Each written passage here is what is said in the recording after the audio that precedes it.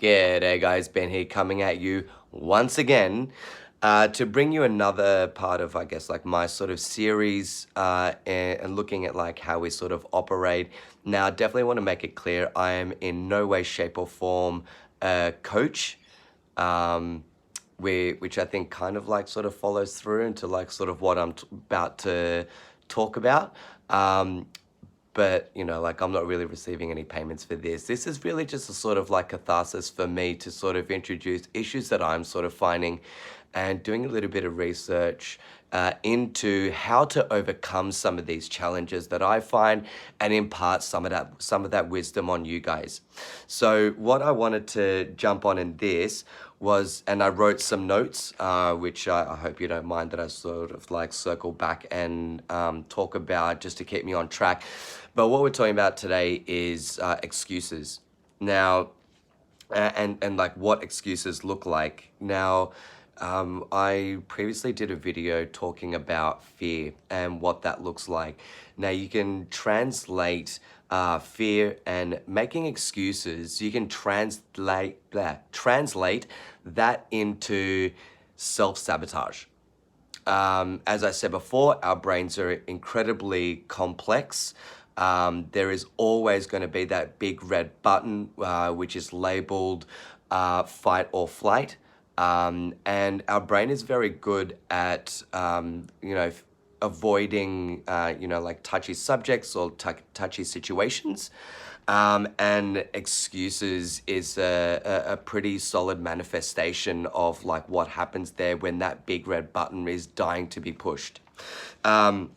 So, and one of the biggest ways that I can illustrate excuses, self-sabotage, and putting it in a context into something that you really want. Now, you can actually, put a number, I guess. You can attach that to something that you really want. Now, if you've got 1 to 10 or like steps 1 to 10 that you need to complete to get to that point, the number of excuses that you make equals the amount of steps back that you take, towards reaching, I guess, that goal or that dream, taking yourself from where you are to where you want to be. So the greater the distance that it takes to get to a certain point is the number of excuses.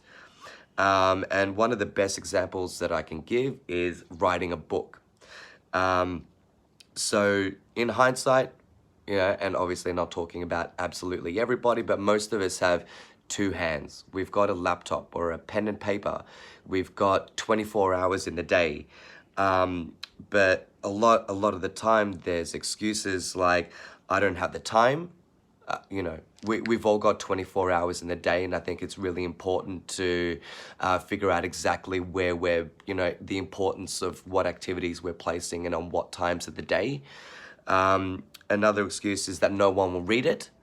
I can definitely say with absolute certainty that if it just doesn't get done, no one will read it. I think that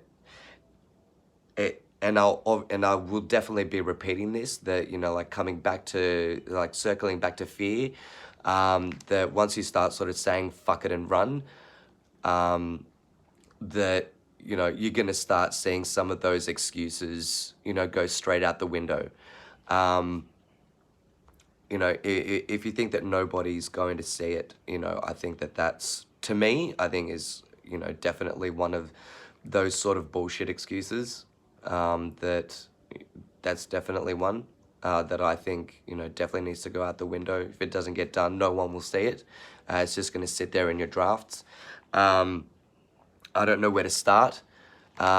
Just like any other goal, it's all about planning, drafting, and going circling back and forth. That if it doesn't, look right at certain points, then just go back to the drawing board. But it all just comes down to, limiting those excuses and getting it done. And so it sort of goes back to excuses equal like self-talk, self-sabotage, that it's that big fat button, it's the flight or flight that keeps you safe. And, excuses become really, really good, or you become really good at making excuses if you sit on the merry-go-round constantly, like doubting yourself and, just sort of sitting inside your own head. So, you can become very good at making excuses if you allow yourself to become good at it. Once you start, it just sort of builds and builds until you continuously keep second guessing yourself. How to break the cycle.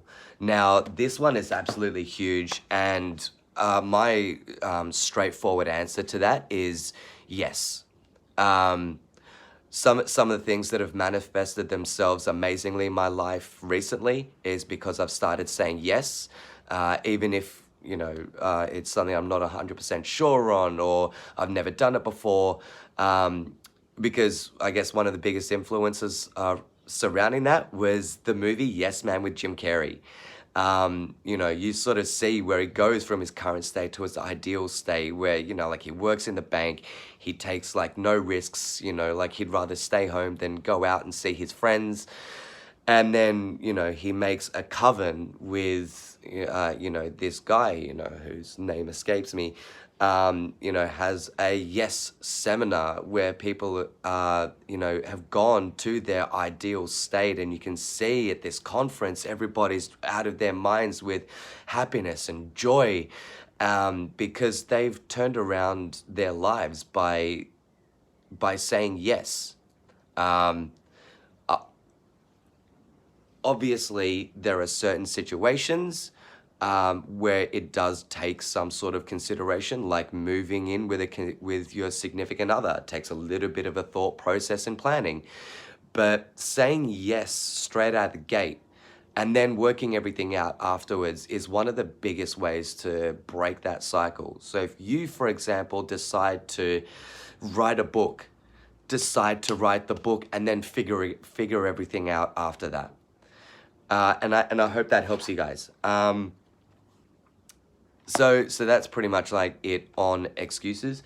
I've got another amazing idea on an amazing technique on really fleshing out your excuses, and really breaking it down to the core using the 5 Why technique. I've seen NLP practitioners use it, and I think it's absolutely amazing. And I'm gonna do another video hopefully today, to really illustrate that, and hopefully give you guys an idea to use to really flesh out those excuses, why you are not moving forward from your current state to your ideal state. I hope that helps you guys.